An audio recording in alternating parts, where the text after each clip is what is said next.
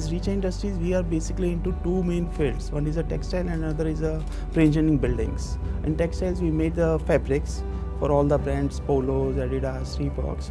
It's almost 25-year-old business.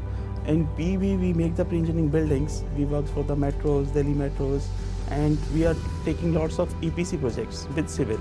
We are doing buildings for defense. We are doing multi-level car parking, infrastructure related to. You rightly said we are facing in textile as lots of challenges from the Bangladesh, Vietnam, and mainly the main challenge is the technology as well as the labor cost. Day by day, as India is developing, our labor costs are increasing as the minimum laborers are going, and then environment itself is becoming as major cost center. So one has to be focused on technology, and the more you will be employing the technology, the more competitive you will be. Then secondly, previously past decades, India was not doing that size of business, or economies of scale was not there as compared to the China. But now the people who are doing the business, they are doing lots of expansions, and economies is playing a role. See, we are on the right path, but lots of things are happening in haste, and specifically with our current government, where their tenure is less, they are trying to do the things simultaneously, which sometimes practically on grounds are not happening, and on papers the things are happening. So otherwise, if you say us in totality, yes, we are on the right path, and the development programs are reaching to the ground levels. As far as myself is concerned, I try to break the ice.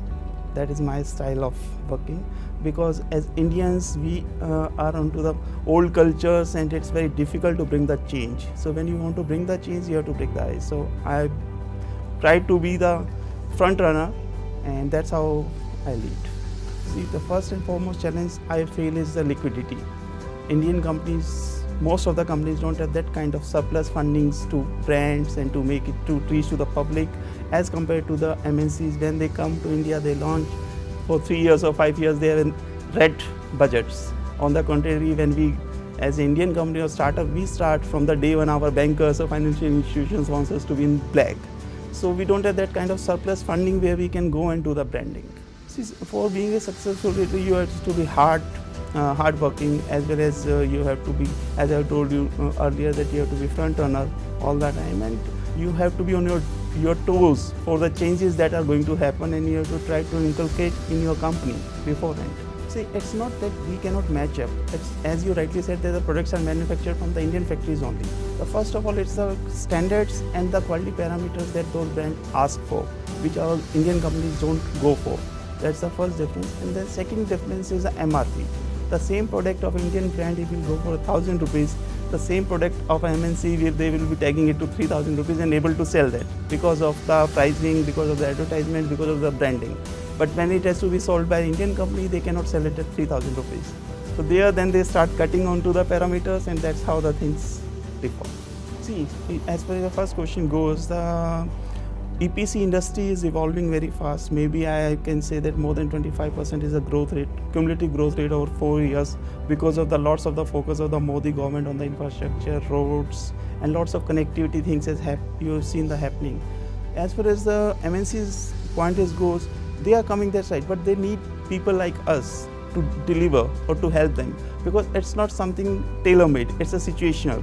A project has to be executed at a particular site with the local conditions, and they are not equipped to handle the local conditions. So that's where the competitive edge for an Indian industry comes.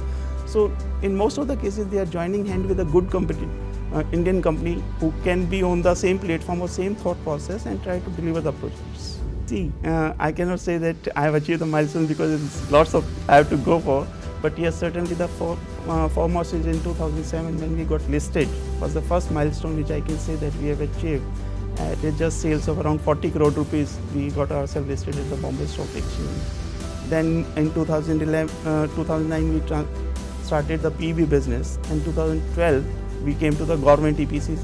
So lots of projects we are doing, which are the benchmark projects. Right now we are doing a rail overbridge at Jhansi, which is a 50-meter span on 7 tracks. It will be first of almost its kind, which we are doing. And once it will be completed, it will be a milestone again for Richa. See, it's first of all, it gives me a wow feeling, and I myself is also surprised at how, on what criteria I have been here. But it has added a lots of responsibilities on my shoulder, because now, apart from an individual, I am also carrying the Most Trusted CEO 2018 brand award.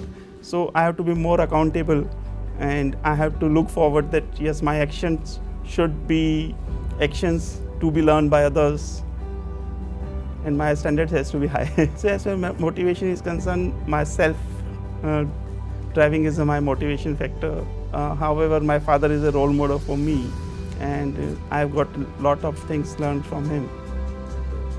See, when I joined, our company was a small company. It's a small scale industry, having done over 3 crore rupees, and now we are having 500 crore plus. So we have attained lots of milestones, and we have gone in all the fields, from a merely processing to the manufacture to the ready-made garments, and then to the EPC sector. First and foremost, I would like to tell them that it's not a startup, or it's not a miracle that can happen anywhere. I fully agree there can be few cases like Flipkart, but 99% you have to work hard, and it will take time for you to become an entrepreneur. So startups are good thing, but those are also going to take time. So you have to be more practical, and net cannot only do, you have to be on ground and deliver the services. Unless until you will deliver, you cannot attain the heights you are looking for.